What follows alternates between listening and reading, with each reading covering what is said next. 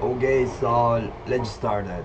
So if you like installing a SSL origin, this one on Cloudflare to your home lab or your server, so you're gonna find this error anyway. So I'm trying to pull the Windows 10 Apache server. Is it possible or not? And you know what, let's start it. So this is only my conclusion that I already searched. So that's gonna give you, you don't need to search this how to do this and how to do that like that. You can get my conclusion only as a, not a solution. You know what, let's start it. So if you like have this error right now, so if you're gonna try to make your server connected to the Cloudflare, so on your, if you try to restart the Apache, you're gonna get this error because you put your, what do you call it, SSL certificate and keys after you're getting on your Cloudflare. And you know what, let's just start it. So this thing's gonna on your home lab. So what's the error looks like? You know what, let me pull the log error log like that.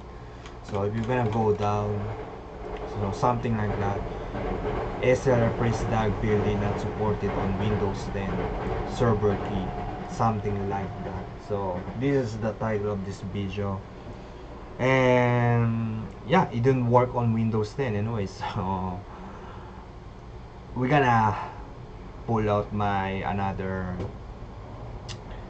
server anyway, and in order to test this thing. So it did not work, and it, you know what, I'm gonna pull some VMware.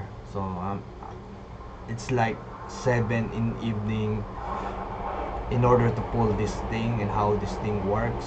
So it's gonna take me a lot of time. So you know what, how I'm gonna do this thing anyway. So I need a quick, is it possible on your router using VPN, not VPN, router to your VMware or any kind of,